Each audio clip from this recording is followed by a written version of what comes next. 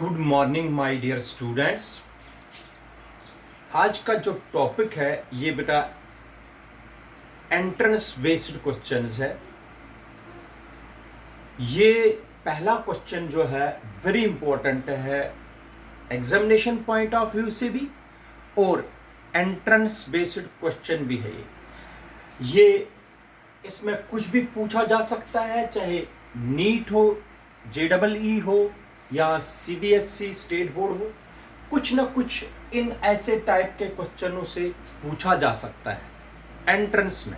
याद रखिए बेटा, स्टेट बोर्ड या CBSE के लिए तो है ही important, but it is important also for the entrance examination like NEET and JEE।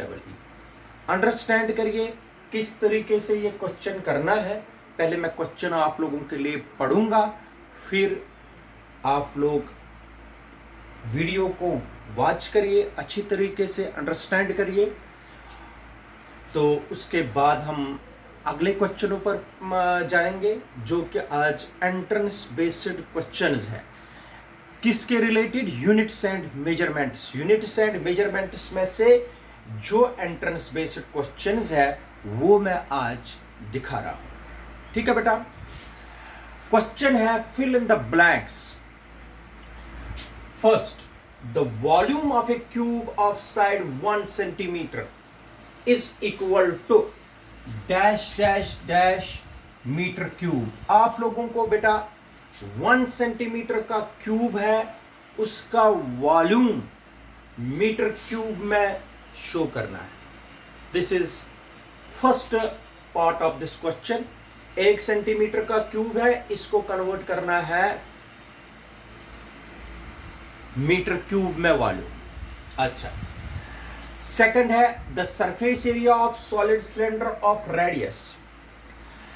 Solid cylinder है जिसका रेडियस है 2.0 centimetre and height is 10.0 centimetre is equal to, आप लोगों को जो सरफेस एरिया सॉलिड सिलेंडर का निकालना है उसको कन्वर्ट करना है मिलीमीटर्स में। एरिया को कन्वर्ट बाद में करना है मिलीमीटर स्क्वायर में। ठीक है बेटा, तो इसके बाद थर्ड क्वेश्चन है, third part of this question is a vehicle moving with A speed of 18 kilometre per our. एक व्हीकल या कोई गाड़ी चल रही है कितनी स्पीड से बेटा? 18 kilometre per hour, covers dash dash metre in 1 second. अगर एक गाड़ी की स्पीड 18 किलोमीटर पर आवर है, आप बता दीजिए कितने मीटर वो चलेगी 1 सेकेंड में। ये क्वेश्चन। और last part of this question is the relative density of lead is 11.3। It's density is dash dash gram centimetre cube और केजी मीटर क्यूब। अगर रिलेटिव डेंसिटी लेड की 11.3 है, आपको बताना है इसकी डेंसिटी क्या है। रिलेटिव डेंसिटी लेड की तो दी है, लेकिन you have to calculate the density of lead. Density of lead किस में पहले शो करना है? ग्राम पर centimetre cube. Then it is also you have to also write it in kg पर मीटर क्यूब। ये NCERT का क्वेश्चन है। आज मैं आप लोगों को मैं बता रहा हूं नीट या JEE में most of the questions are coming from the NCERT book. याद रखना बेटा। तो एक एक करके मैं आप लोगों को करा रहा हूं। सबसे पहला part, volume of a cube. Volume of a cube, एक क्यूब है बेटा, this is the cube. Understand करिए, ठीक।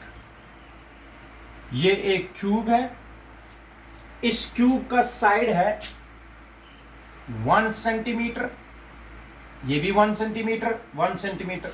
लेंथ, ब्रेड्थ और हाइट इसकी 1 सेंटीमीटर है। इसका वॉल्यूम निकालना है बेटा, हमें वॉल्यूम निकालना है मीटर क्यूब में। अंडरस्टैंड करिए, वॉल्यूम निकालना है मीटर क्यूब में, लेकिन साइड दिया है सेंटीमीटर में।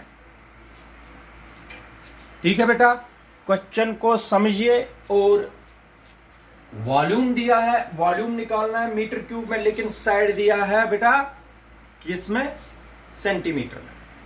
इधर देखो साइड जो दिया है बेटा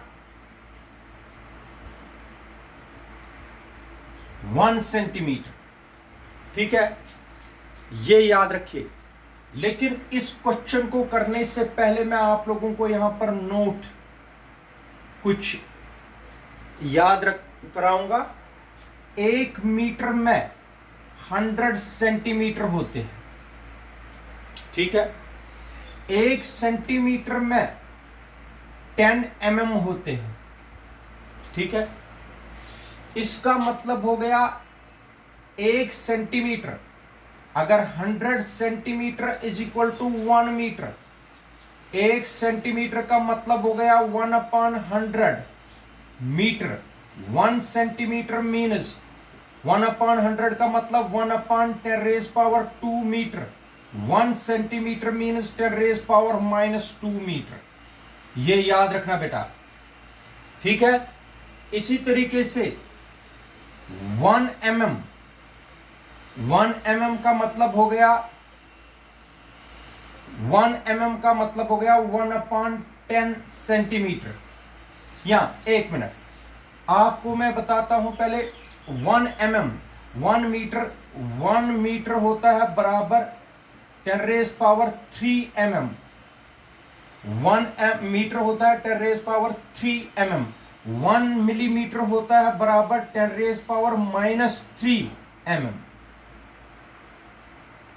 1 मिलीमीटर होता है बराबर 10⁻³ मीटर। 1 सेंटीमीटर होता है 10⁻² मीटर। ये नोट करना है आपको। 1 centimetre is equal to 10⁻² metre. 1 mm is equal to 10⁻³ metre, क्योंकि 1 मीटर में 1000 mm होते हैं। 100 सेंटीमीटर और 1000 mm। शाबाश बेटा। चलिए इस पर वॉल्यूम हमें मीटर क्यूब में साइड कितना है। अच्छा, अगर साइड 1 सेंटीमीटर है, 1 सेंटीमीटर को मीटर में कन्वर्ट करना है। 1 centimetre is equal to how many metres, 1 centimetre. 1 centimetre का मतलब हो गया 10⁻² मीटर। 1 सेंटीमीटर का मतलब क्या होता है बेटा, 10⁻² मीटर। तो वॉल्यूम कितना होगा बेटा, वॉल्यूम होता है, volume of cube is side cube,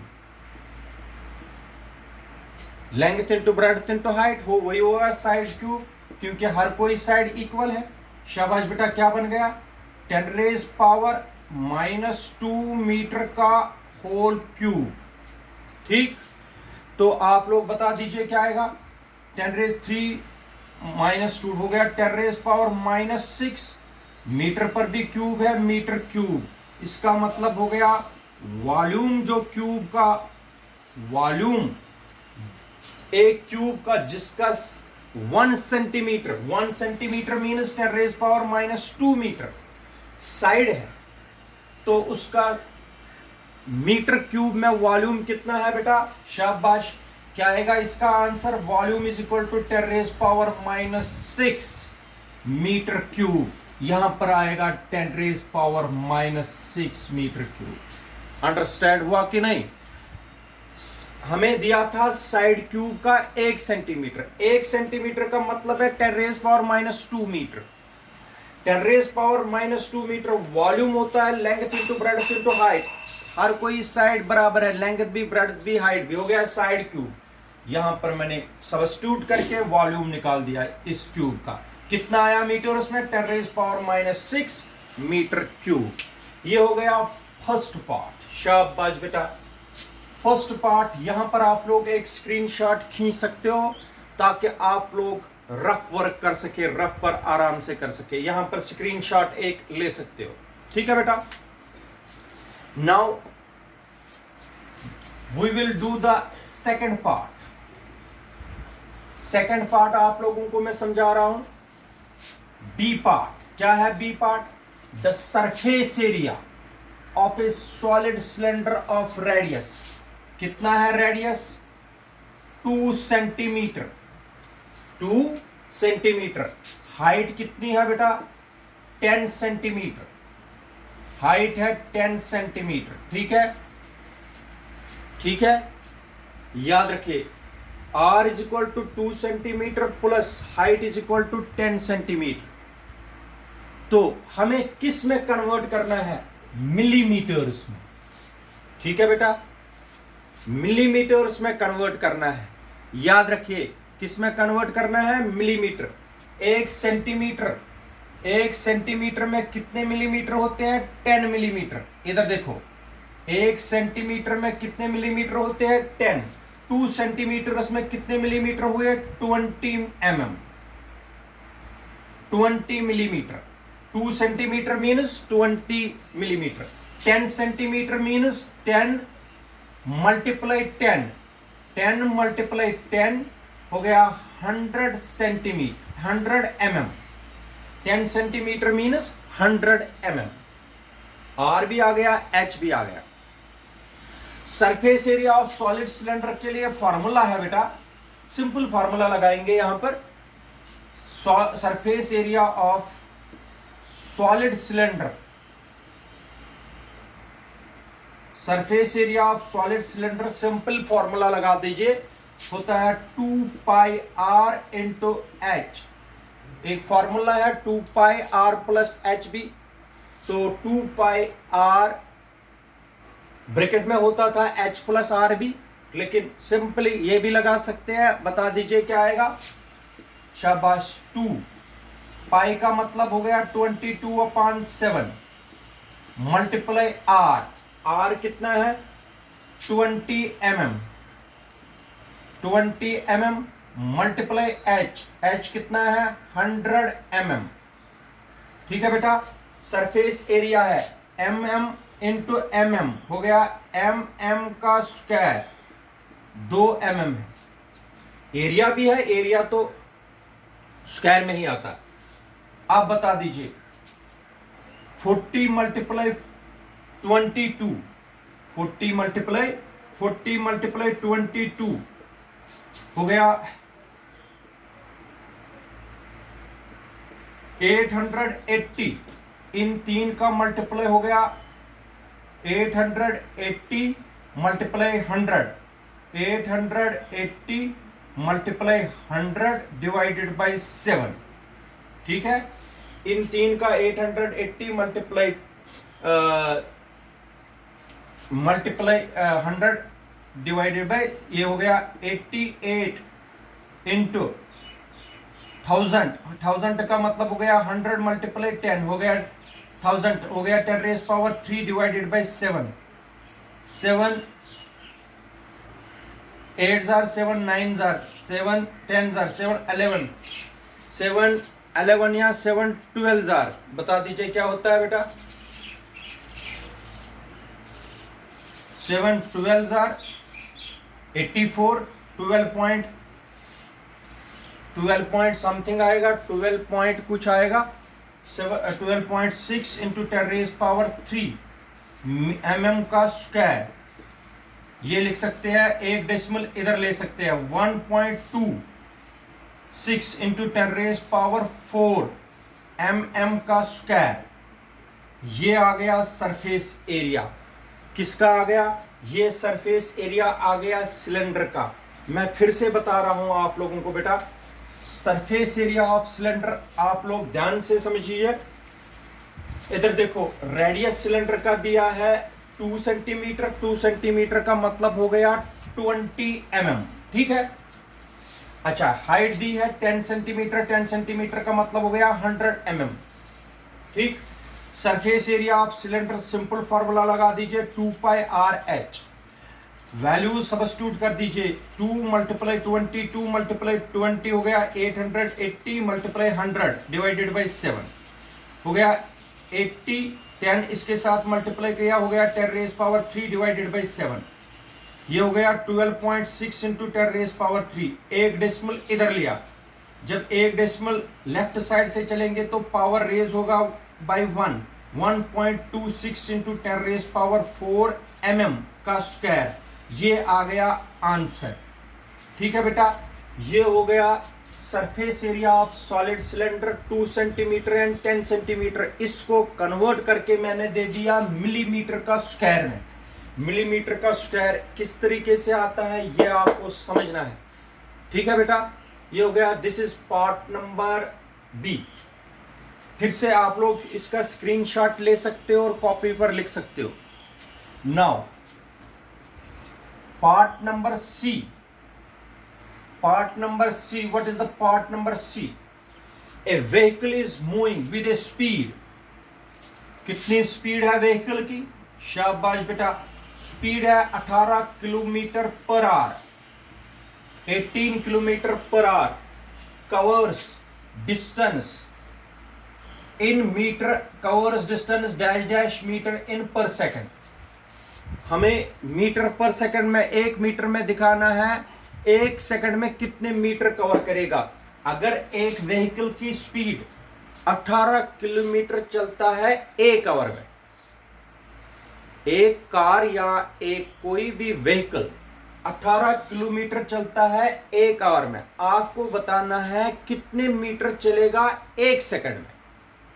ठीक, हम देखेंगे speed 18 kilometre per hour, 18 kilometre को मीटर में कन्वर्ट करेंगे।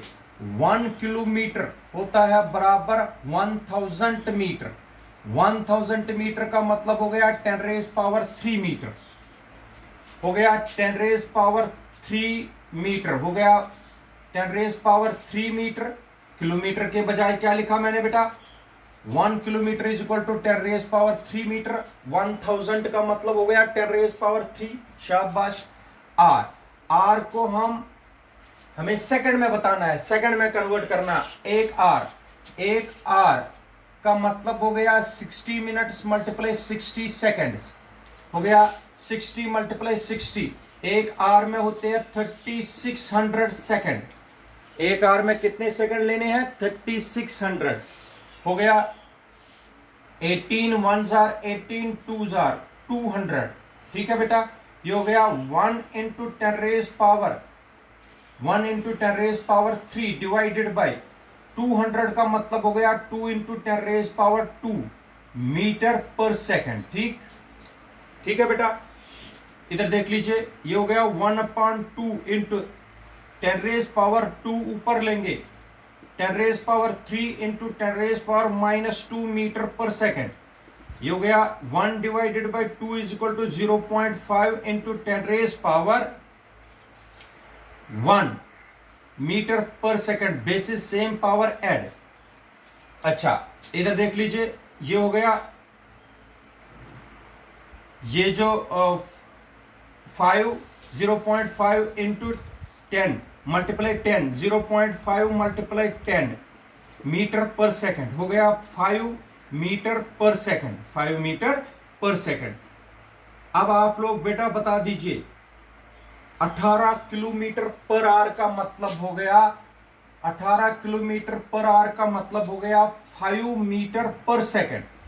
18 किलोमीटर को कन्वर्ट कर दिया मैंने मीटर पर सेकंड में। इसका मतलब हो गया अगर गाड़ी चलती है 18 किलोमीटर 1 आवर में, इसका मतलब है गाड़ी कवर करती है 5 मीटर 1 सेकंड में। कितने मीटर 1 सेकंड में? 5 मीटर करेगी 1 सेकंड में।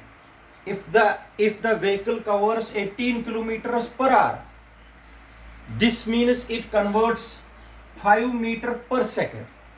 5 मीटर पर सेकंड। याद रखना, अगर 18 किलोमीटर पर आवर में गाड़ी निकालती है, इसका मतलब हो गया 1 सेकंड में वो 5 मीटर चलेगी। याद रखना है आपको, 18 kilometre per hour means 5 metre per second.